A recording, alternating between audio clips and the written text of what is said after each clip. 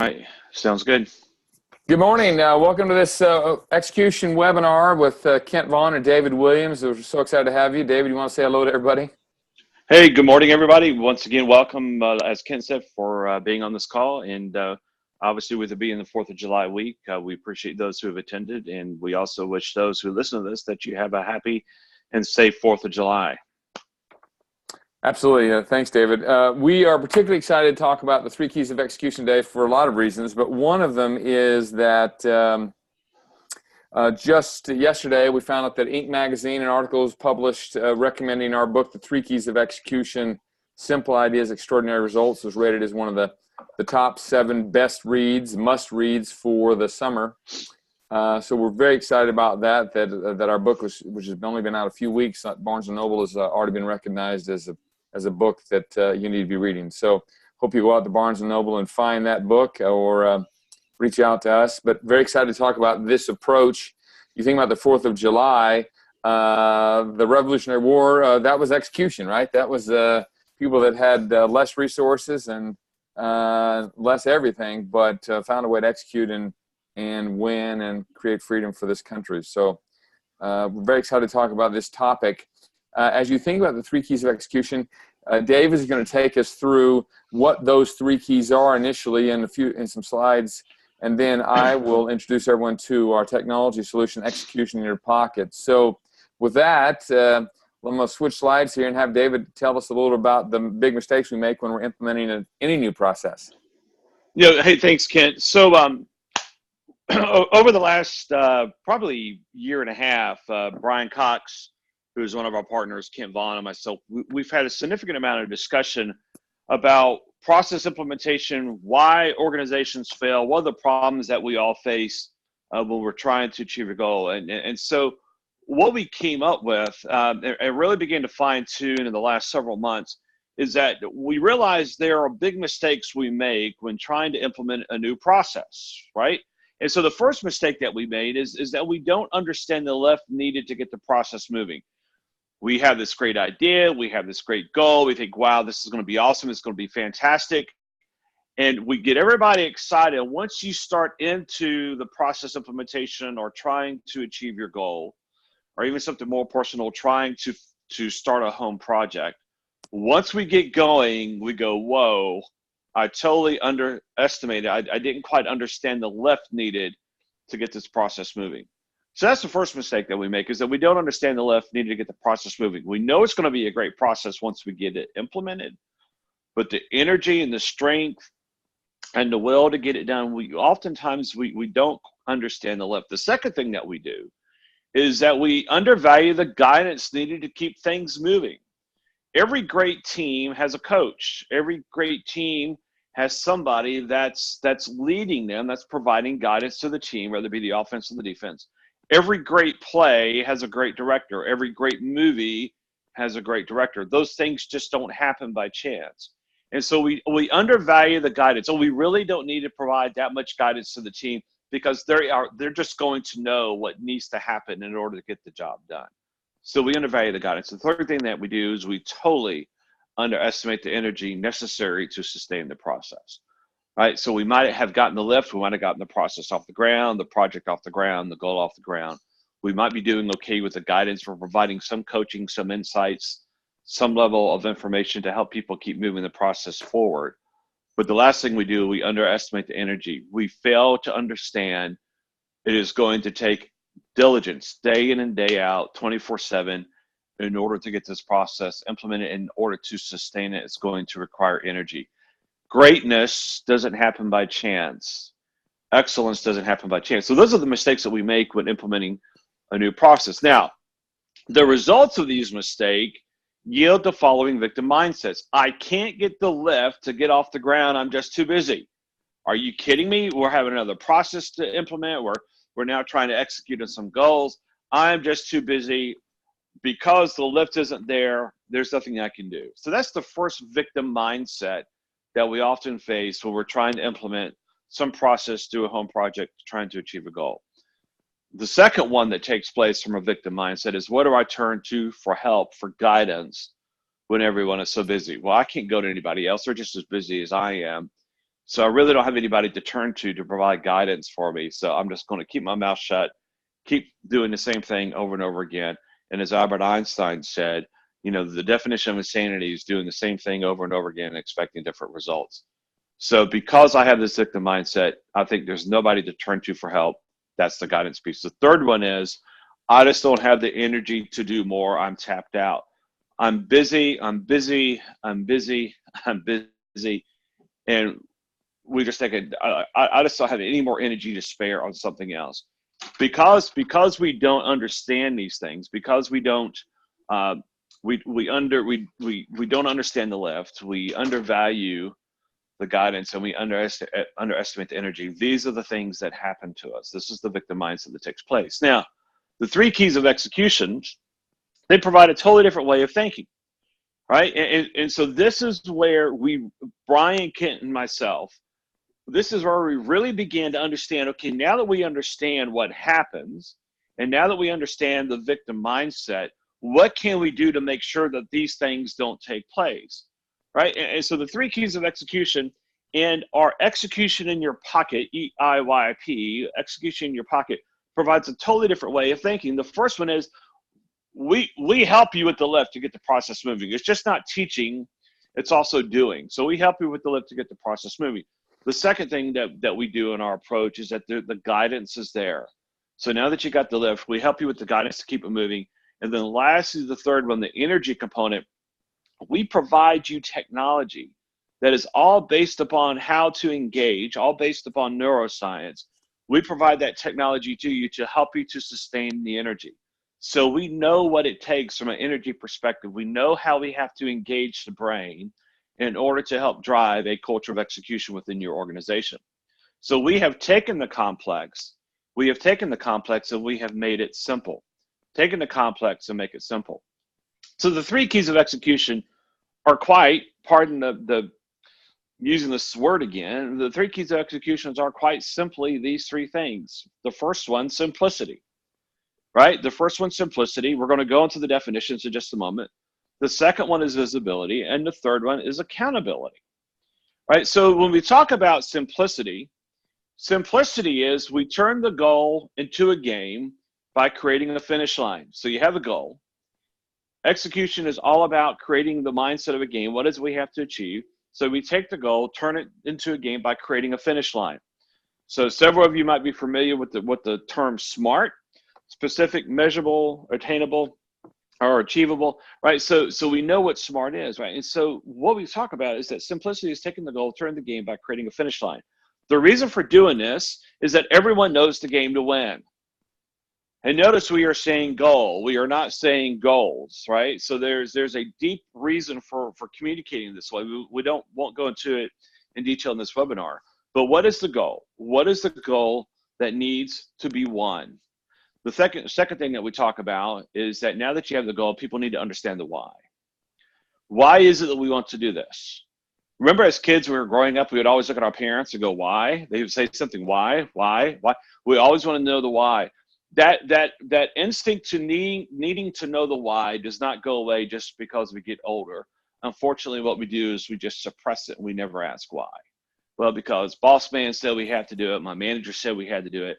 A leader or CEO said, well, because they said it, we just go along and do it. We don't understand the why. The third one is that in order to have a goal based upon simplicity, you have to understand the how. What's the actions, behaviors, and commitments? We refer to that as the ABCs. Can't get any simpler than that. What's the actions, the behaviors, and commitments? What needs to be done daily? What commitments do I need to make weekly? What are the ABCs? What are the ABCs? So I noticed on my presentation that that Kent Vaughn is actually asking a question, right? So Kent, what's the question that you want to ask or state, and maybe share the thoughts with the people on the webinar, right? So what's running through your mind? Well, I was just thinking about this, that so often people aren't really clear about what the goal is or why we're doing it. So often they get a goal, but they're not really sure what it is, or how much do you want by when? Okay, we want to improve this or do that, but how much do you want me to improve? And if I don't understand the why, I'm really not going to put my heart and soul into it. It's like, okay, it's just another thing. And even if I understand those, but I'm not sure what you want me to do, I check out because I go, see, what am I supposed to do about that? I have no idea how to do that. And so what we're saying is that people understand what the goal is, they understand why they're doing it, and then just important, they understand their piece of it. And that's such an important part, that they understand, hey, I need to do this, this, and this. These are the ABCs for me. These are the actions and behaviors I need to be taking every day. And what commitments am I making weekly around those? If I understand that, well, I've got a good shot at winning on that goal. Otherwise, it's just another thing to do. And that's why I think this is so helpful, because so often as leaders, people say, well, they should know that. Well, if you haven't told them, how are they going to know that? And so often we spend a lot of time as leaders creating the goals and working on the goals, refining the goals, that we assume everyone else has that information. But if they're not clear on it, you're not going to get a whole lot of movement on it, and a lot of stickiness. That's for sure. Yeah, that's right. And so Ken articulated very nicely why we define simplicity this way. So to kind of give you the bullet points, we define simplicity this way very simply. We have an insatiable need to understand, right? The not only the what but the why, right? And so the simpler the message, the better chance of success. And then the clearer the path, the ABCs, the more effective the journey will become, right? And so that's why we define simplicity this way. And so, I mean, can't thank you. I mean, those are great insights. And so, for those of you that are on this call, by the way, if you want to have this webinar presentation, you are more than welcome to receive it. We'll talk about that towards the end. So now that we told you why we define simplicity this way, the second thing, or the second key, is visibility. Is visibility. Everyone can see everyone's weekly commitments, right? Everyone can see everyone's weekly commitments. So if I'm the CEO of the company, people in the organization are going to see what I committed to help achieve the goal. If I'm a frontline employee, then the CEO is going to be able to see what I've committed to achieve the goal. And you think, wow, that's. Do you really need that type of transparency? Hang on, we'll go into greater details in this, right? So weekly commitments. Everyone can see everyone's weekly commitments. Everyone can see everyone's daily actions and behaviors. This is what I did today. I had a weekly commitment. Now that I worked on my weekly commitment, these are the things that I'm doing daily, activities, behaviors, commitments-wise. These are the things I'm doing daily to ensure that my weekly commitment is met, that my weekly commitment is kept. And then the last thing is that visibility. When you have visibility, everybody can give everyone what we call high fives, digital high fives.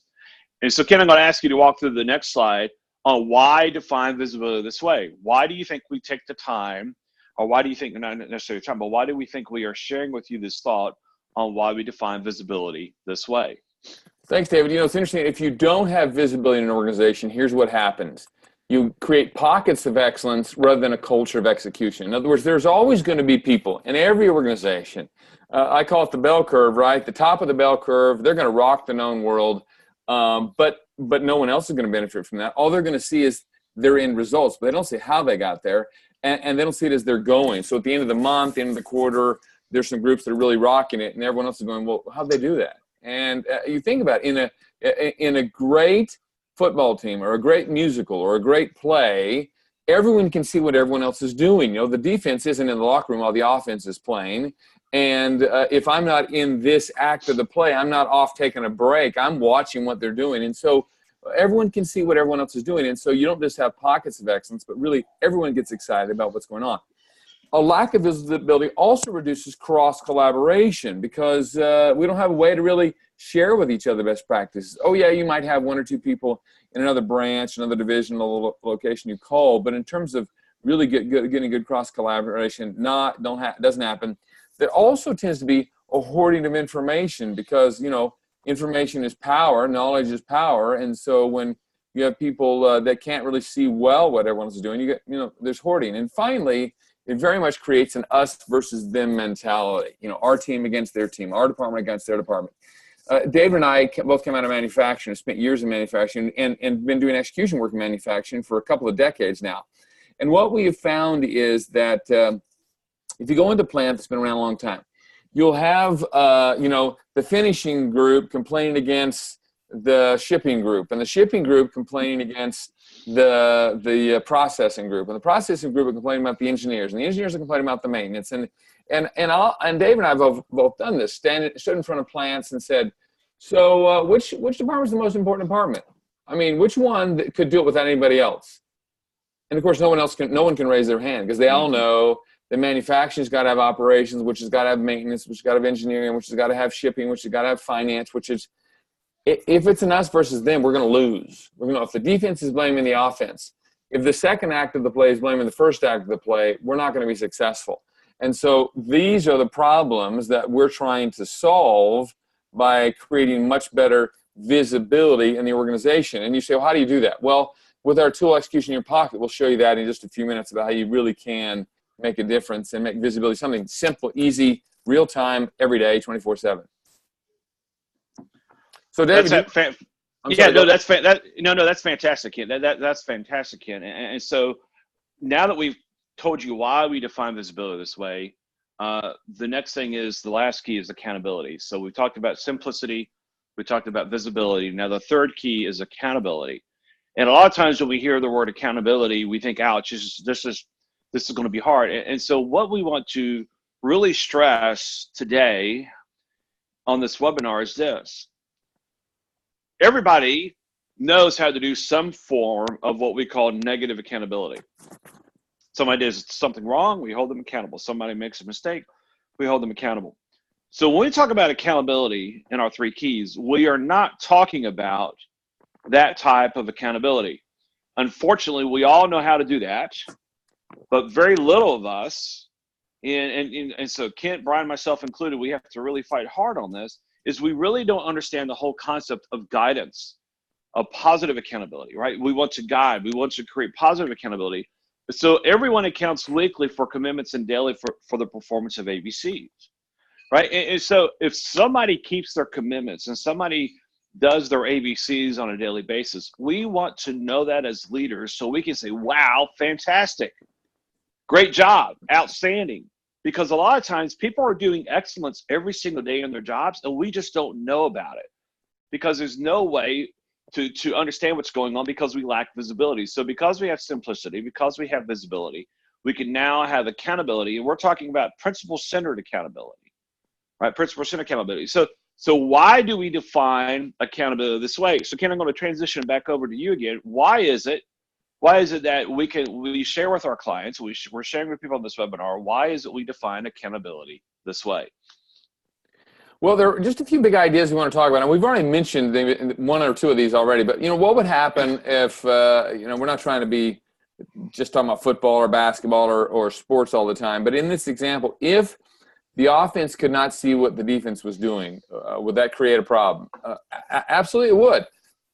This is very much a two-way system. A one-way system limits the growth of trust in the organization, and what we mean by that is, the top can see what the front line is doing. The front line can see what the middle's doing. The middle can see. Everyone else can see. There's access to the data. Now, you might say, well, we already have all kinds of data. Oh, there's no organization we've ever worked with that didn't have lots of data. But most of the time, that's data about what happened, not what's happening. And that is a fundamental difference. When the game's over, the score's done. When the play's over, when the musical's over, it's all done. You either got applause or you didn't get applause. And so what we're saying is everybody needs to know what's going on as it's happening, not after the fact. Also, as personal accountability increases, performance improves. There's no two ways about it. When you keep score, people play differently. There's no doubt about that. And so as I'm accountable and you can see what I'm doing, I'm going to do it a little differently because there's no hiding here. Fourthly, the visible improvement of one leads to the improvement of many. As I see Dave is getting better at this, and I see what David's doing to get better, I think, well, there's hope. If all I see is David crushed his numbers this quarter, and I don't know how he did it, I'm thinking, well, David just got luckier. David has a better area than I have, or David has a newer this or a new that, or whatever.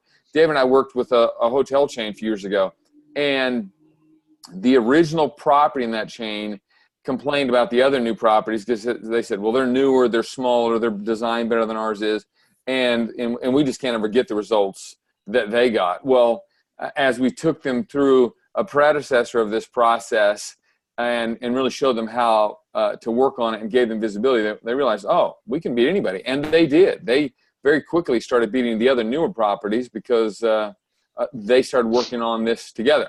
And finally, there's nothing that motivates quite like winning. Everybody likes to win. Everybody likes to be a part of a winning team.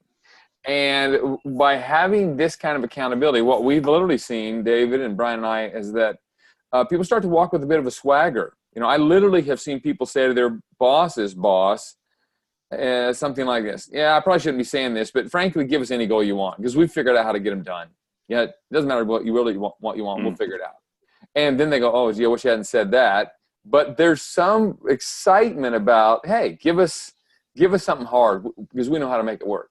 We know how to make it work. You know, Kent, you said something there at the very beginning when you were talking about defining accountability this way. How many times have you and I, Brian, and people on this webinar, how many times have we heard this question be asked? Didn't anybody see this coming? Didn't anybody? Why didn't we know this was taking place? Why didn't we know this was happening? Right, and so that really plays into what you were talking about, defining accountability this way, is that you will actually see things taking place in your organization, so you will know what's coming because of the predictability that our technology piece brings to the table. That we know is a game changer. I mean, when you hear me say that, and I'm now putting you on the spot on this webinar, when you hear me say, "Hey, how many times have you heard an organization or individual say, did anybody see this coming?" And then I'm saying with our technology piece that you will be able to see things coming. Am I correct in saying that? I mean, what are your thoughts on that?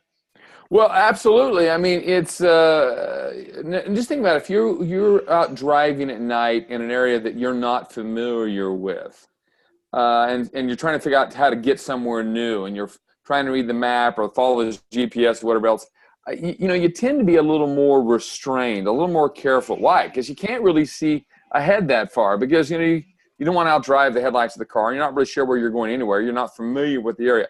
Very different than when you know exactly where it is you're going and you can see what's up ahead. You know what's coming up ahead. And that's really what we're talking about with really great visibility and accountability. You're much better prepared because you think, well, we've been here before. We've done this before. You know, I have was watching something about the Indy 500 years ago, and the most of the drivers said, "Yeah, I walk the track every morning in the morning." I mean, they've driven the track before, but they walk it because they just want to make sure what's changed, what's different, so they're not surprised. And in essence, what we're saying is we give you a way to be able to see ahead what's coming and be prepared and not be surprised.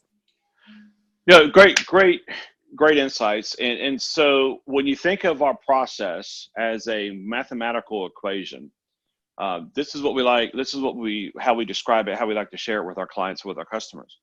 So simplicity plus visibility drives accountability. Those three things together will give you the results that you want to get within your organization. So without simplicity, without visibility, without knowing what the goal is, knowing how to win the game through the ABCs, understanding the why behind the goal, and then having the visibility where everybody can see what everybody's doing. If you don't have those two things, then you cannot create a culture of accountability within your organization. And once again, just to reemphasize, what we're talking about when we say accountability is a principle-centered accountability, where you're providing guidance to people that need guidance, and you're providing positive accountability to those that are getting the job done. So you're able to have principle-centered accountability. When you combine those three things, that's when you're going to get dynamic results within your organization. Now, you've heard us talk about this whole thing about execution in your pocket, right? What is this? What does it do?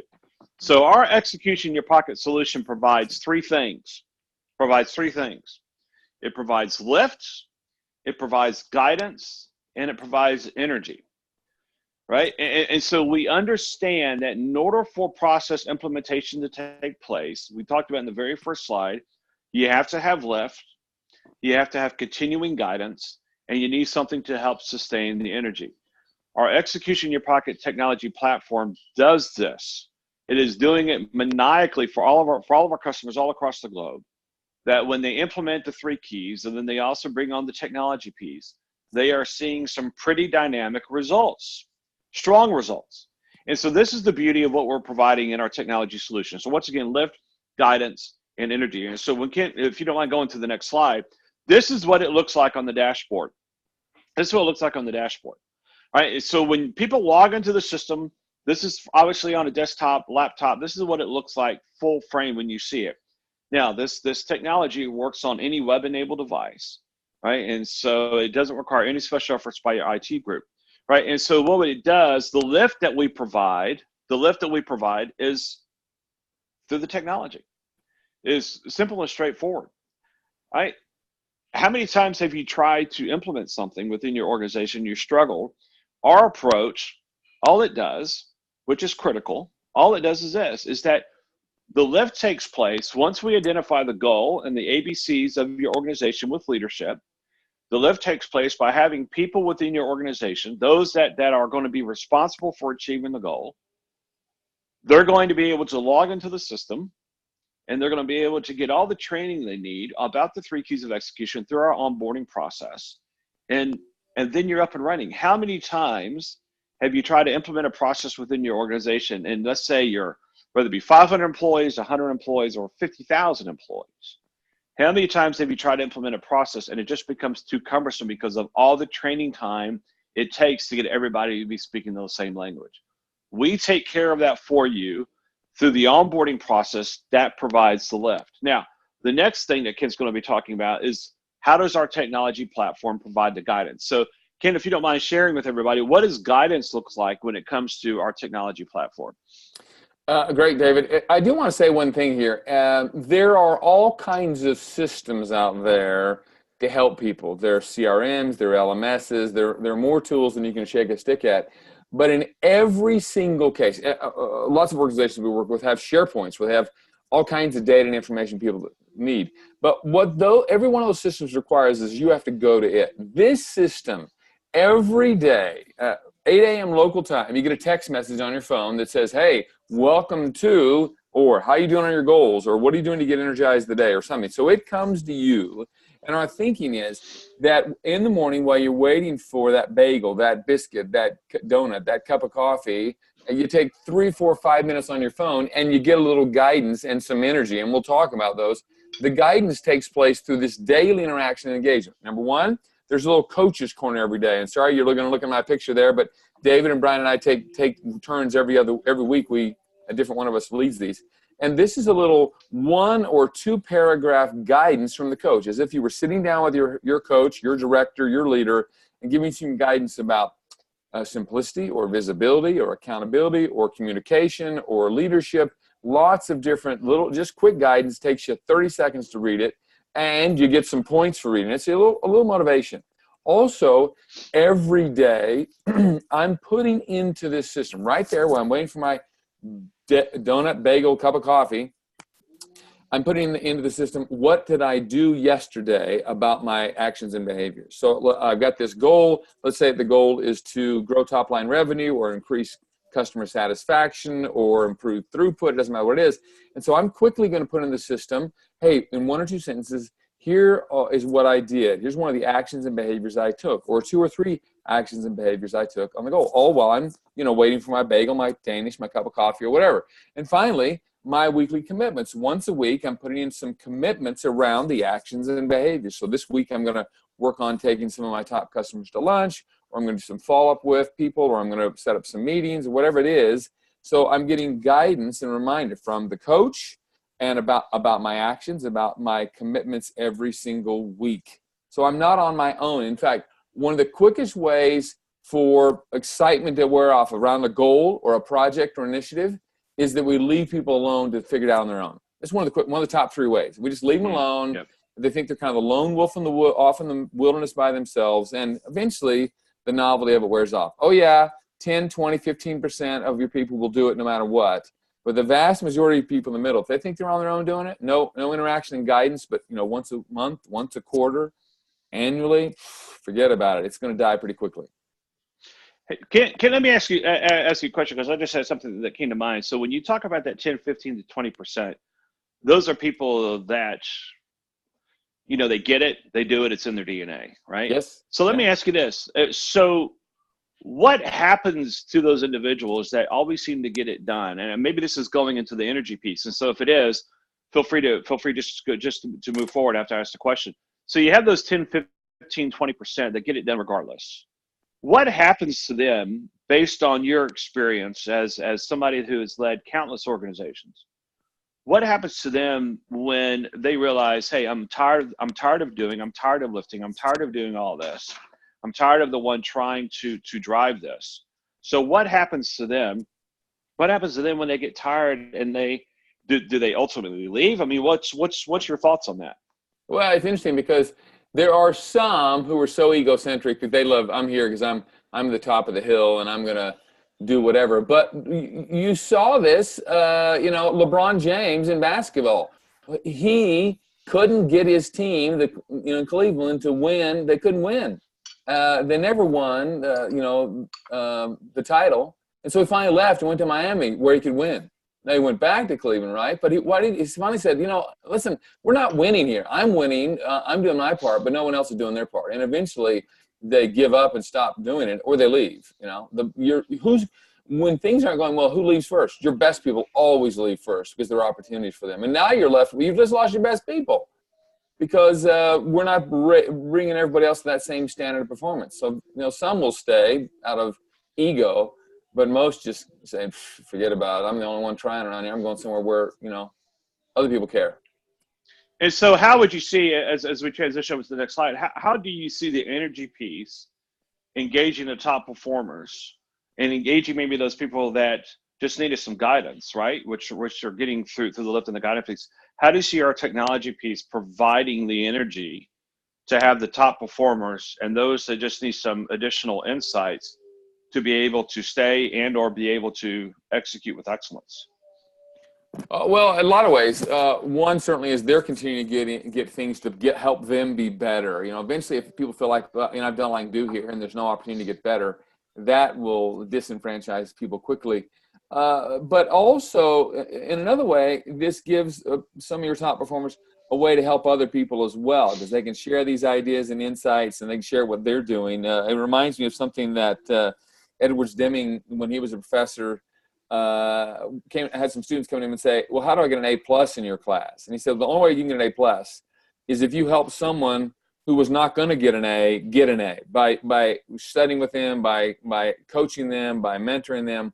And so then some people thought, well, okay, some people said, well, I'm not doing that. I'm not helping anybody else. And others really got excited about that. And so this energy piece gives people a way not only to get better, continually get better themselves, but they also can share with others because we've built this on the neuroscience of what impacts engagement and learning. I mean, think about it. There are a lot of pillars of engagement, but four of the top pillars of engagement are: do I feel valued? Number one. Number two, do I feel connected to others? And we're trying to connect people with this system, certainly.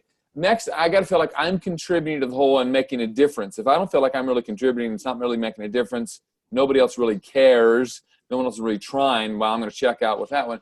And finally, I've got to be able to find a way to grow personally and professionally every year. And think about it. You and I both have millennial-age children, David. And what do millennial-age children say? I want to make a difference. I want to make a difference. Right. And if we're not giving them a chance to make a difference, if we're saying, well, no, you got to be here 4 or 5 years before you get to do that, then shame on us as leaders. And I've certainly been guilty of saying that before. Well, it took time, and it takes some time. And yet, people do want to make a difference quickly. If they're not, they're going to go somewhere where they can make a difference. And so one of them that's obvious every day is my contribution score. What points did I earn? What actions have I taken? But then I can also see what my teammates are doing as well. And not just my teammates. I can look at anybody throughout the organization. And so I can find the star performers and see what they're doing. Or I can find people that aren't doing well and say, well, hey, can I help? What's going on? Et cetera. Another one is everybody needs a little positive reinforcement every day. So every day, the one of the things you'll see, first thing is a little inspirational quote. A little reminder of your own personal greatness and ability, and hey, step up, stand up, be your best today, those kinds of things. And finally, in the middle, on the right side, you'll see resources. Every single week, there's a video that shows up from Brian, David, or myself around execution, around simplicity, around leadership, around achieving goals, around communication, around accountability, around visibility and simplicity. So a little short video, typically 3 to 5, maybe 6 minutes long, that people can review to remind them, hey, why we're doing this, what's important. And they also can share that with people. And frankly, David and I more than once have sent these little inspirational quotes or videos to our kids and said, hey, look at this today. You know, all my kids are adults now. At least David still has a couple at home, but share them with them, and they'll often say, wow, that was really helpful. That was great. And you can share them with people in and out of your organization. But what we're trying to do is keep that energy going in the organization. And you don't get more energy just by saying you want more energy. But part of this is the neuroscience of filling our brain with positive things, looking at the score, seeing my score and other people's scores, and getting some personal development along the way. What would you add to the idea of energy, David? No, I think you nailed it from the energy piece, right? It's all about providing the necessary feedback, right, through what the system does, providing necessary feedback that lets me know, hey, I'm doing the right things, and so we all want to make, all of us want to know, hey, am I doing the right things? So the energy is provided by, because I can see this is what I'm doing, and this is the impact that it's having on the scoreboard. I'm now more engaged, right? That provides energy. It also provides energy by making sure that those who are executing day in and day out, they're getting proper recognition from everybody. I should say from everybody. They're getting proper recognition from leaders within the organization that says, hey, you know, hey, David, hey, Kent, hey, Brian, LaToya, we want to thank you for doing a great job today and moving the needle on the scoreboard. So those, I mean, that's how it provides energy. So no, I think you really nailed it on what you were talking about there. And so what I want to do is this, is that when you take a look at our system, once again, this is another screenshot that shows what our execution in your pocket technology looks like. It's visually easy to look at. It is very simple to do, very simple to use, right? We don't want anybody to spend any more than the longest they're going to spend on it is when they watch one of the training videos, which is, I think Kent said, is around anywhere between 3 to 5, 6 minutes long. And so that's the longest amount of time they're going to be spending on it. We want them to go to the system every single day and say, this is what I did, right? And so Steve Jobs says, if you can't do something with your finger, then the system is too complicated, right? So that's one of the things we all love about the Apple iPhone, about the iPad. Our laptops now have touch screens on them. So what we say here is that if you can't do it with a click and a couple of words that you write down, it's probably too complicated. So our technology is very easy to use. Now, we do have a pretty cool thing set up. So those of you that are on the webinar, those that listen to the webinar, we're going to give you a 14-day trial for our Execution in Your Pocket technology. This is all we need. We need your name, obviously. We need your email address because we need that to help you register for our technology platform. The third thing we need is the cell phone number, right? And the reason we need the cell phone number is we're not going to be giving you calls. We need the cell phone number to set up so that our technology system can send you text messages, right? To say, as Kit was saying, hey, let's start execute this week, day 2, click here for a little inspiration. So we need that cell phone number to make sure that we're keeping you engaged in the platform. And the last thing we need is the time zone. We don't want you to be getting a text message from the system at 5 o'clock in the morning if you're on the Pacific Coast, or 2 o'clock in the morning if you're Greenwich Mean Time, if you're the UK time zone, right? So we just need to know what time zone you're in. So once again, your name, your email address, cell phone notifications, and the time zone. And so now we're going to go to comments and questions. Again, I actually got a question from one of the participants on the webinar. What does the typical implementation look like? Right, and so they wrote down here they're a couple thousand employees. Well, it looked like they were around 2,300 employees. What would that typical implementation look like for an organization that size? Well, let me mention that from two things. Oh, and by the way, let me say something about this trial real quick, David, and come to that. Such a great question. With this trial, we would invite you to bring your whole team. 5 people, 10 people, 20 people. We're happy to have all of you try it out, and we're thinking about maybe even extending this for 21 days now. But let your whole team try the system out for 2 or 3 weeks and check it out and see the interaction that happens in your team and see what happens to the energy and as the visibility goes up and the accountability goes up as people are participating. We found that there's a lot of value in actually doing it. So we invite you to bring your whole team. and invite them to participate with you. Now, in terms of an implementation, let me just say this about the system itself, Execution in Your Pocket. We can have that thing up and running in hours or days. All we need is your goals and your ABCs, right? What are the goals and what are the actions and behaviors you want people to be working on those goals? And that system can be up, almost instantly. But what we find in most organizations is at the most senior levels, they need a little help with goals to identify, what is the goal that we're going to maniacally focus on this year? What is the overarching goal, and why are we doing that? And so typically what will happen is David or Brian and myself, sometimes two of us will go in, and sometimes one of our field consultants will go in as well. One of our senior consultants, depending on where you are in the world, will come in and help as well. And we'll work with that senior executive team to really get clear about what is the one goal that we're really going to go after and really going to get people to maniacally focus on this year. And then start thinking about who needs to do what differently. And that's typically 4, maybe 6 hours of that senior team, helping them also understand what the 3 keys of execution are, help them understand the Execution in Your Pocket tool and how that's going to help them, give them visibility and create more energy and guidance throughout the whole organization. So in 4 to 6 hours, we can have a senior leadership team really fine-tune their goals, start thinking about who needs to do what differently and the why and the system.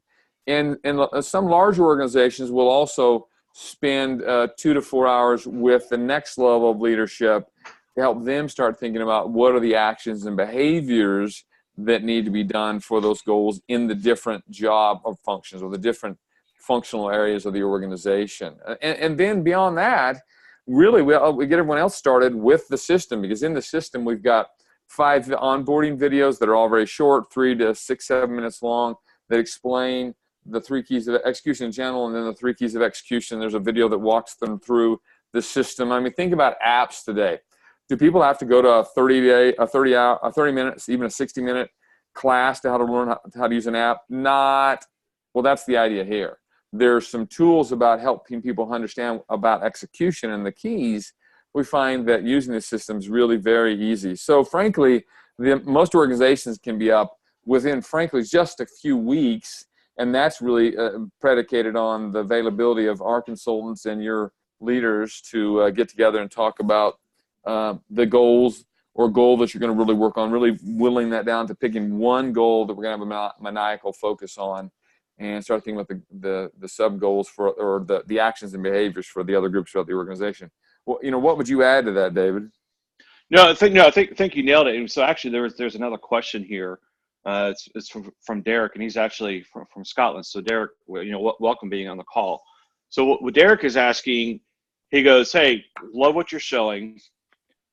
We have an LMS, we have a CRM, we have an HRIS. There's no way I'm going to get people to buy into having another separate system that they got to go into and implement data here that they might be implementing in some other system. How difficult is it, or can you even integrate your platform into some of our platforms here to reduce the amount of time that people are having to spend in separate systems?" That's a great question, and frankly, there are very few organizations that we've worked with that don't have other systems going. This system, we can communicate with virtually any other CRM, LMS, or HRIS tool out there. So we can communicate where this can tell those systems what people are doing, or we can actually even pull resources from those systems into this system. And we actually don't pull them in. We just can make linkages where people click on something here, and it takes them straight to a tool or a resource that's available to them in the other system. So what we're trying to do is make it where it's very seamless. The other thing is there are none of those systems that come out searching for the employee. I've got to go to them. I've got to go into the LMS. I've got to go into the HRS system. I've got to go into the CRM system. And having run large sales teams myself, I have found that once it's in the CRM, it's hard for me to get it out. I can run reports and other kinds of things, but it doesn't really tell me about the daily actions and behaviors that are happening. This system will tell me that by person, which is really what I need to know to be proactive and understand where we're headed in the organization. What are people doing day in and day out? What would you add to that, David? No, I think no. I mean, once again, I mean, you're spot on with what you're saying, and the integration is very simple.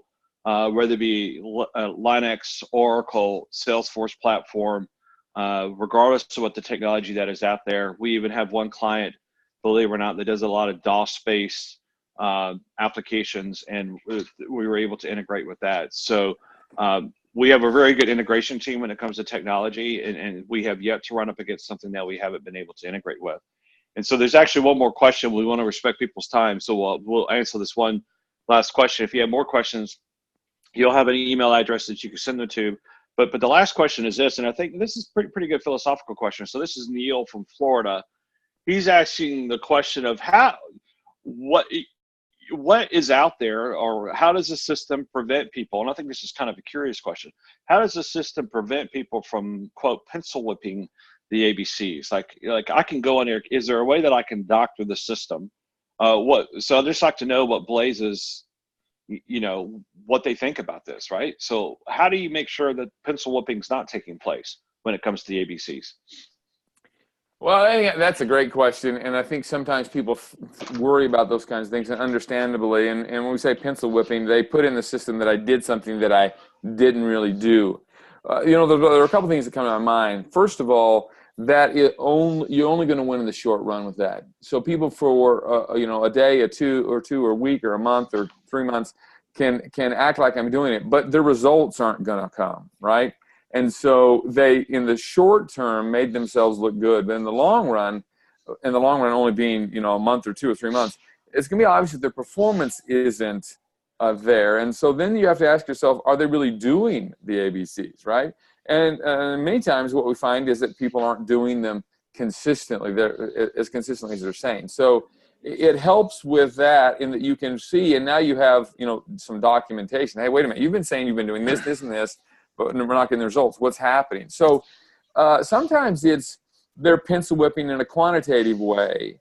They're saying they're doing more than they've done. But sometimes it's a qualitative issue. They're quote unquote doing it, but they don't really know how to have an effective call with someone, or an effective meeting with someone, or an effective whatever. And so it also then tells the leader that there's something going on. But see, before this system, you didn't even know if they were doing it. So now That's right. we can Yep. say whether they're doing it or not. And so if they say they're not doing it, they're doing it, and you're not getting the results, then now you start digging into, well, are they really doing it? Or is it a qualitative issue? They need to do it more effectively. Or, and every once in a blue moon we run into this, what used to move the needle doesn't move the needle anymore. And so we need to be a little more conscientious about, hey, the world's changed. I was just with a large client yesterday that has been in selling jewelry online. I'm sorry, not online, but live television shows for years, decades, and that's changing now. More and more people are buying out online and don't need to see the television show to buy, but they're really having to move quickly, because 65% of the new customers don't buy that way now. Don't buy the way the old customers did. But fortunately, they've got data and information to tell them that. But that's what we also do, is give you some data and information about what's really happening, or at least what people saying is happening. And if there's a problem in terms of the results, which is how you're going to know. The other one is peer accountability is pretty powerful. If I'm saying I'm doing making these calls and doing these things, and David sits right next to me, and David's like, dude, you're not doing that stuff. Why are you even saying you're doing that stuff? Peer accountability is pretty powerful. And so the fact that everyone can see everyone else's their actions and behaviors, it puts a whole nother fine point on the accountability piece. Yeah, the one thing that I would add to that, Kent, is that going back to our 3 keys: simplicity, visibility, accountability, going back to those 3 keys and understanding lift, guidance, and energy. So when we talk about this whole concept of implementing the 3 keys, process implementation, goal execution, these are really marathons. They're not sprints. Yes. And so you might have people come running out of the gate pretty fast, and you're going to figure out, okay, are they still performing at that high level 60, 90, 120 days from now? Because people that might try to take advantage of the system, they will be able to fake it for short term, but they won't be able to fake it long term. Because as we all know on this call, process implementation, goal execution is all about the marathon. It's all about the guidance and the energy. And so you will also see that behavior take place, that just because I'm executing so well in 30 days, if I am faking it, you won't see me doing it 60, 90 days because I'm just going to get too tired. And those people that are really moving the needle, those are the ones that you're going to see being engaged. And what I like about the technology, people that might be overlooked right now are now going to be given a voice, if you will. They're going to be able to have visibility. And you're going to say, I had no idea that employee Jane or employee John or Raphael, whatever the name might be, you're going to be able to see all of a sudden, I had no idea this person could do what they're doing. This is fantastic to be seeing this data take place. And so that's the whole beauty when it comes to the ABCs. Just keep that in mind. This is not a sprint. It's not a 100-yard dash or a 400-yard run, 400-meter run. It is literally I think what's the marathon? 26.2 miles. Is that right, Kent? Is that the marathon? Yes.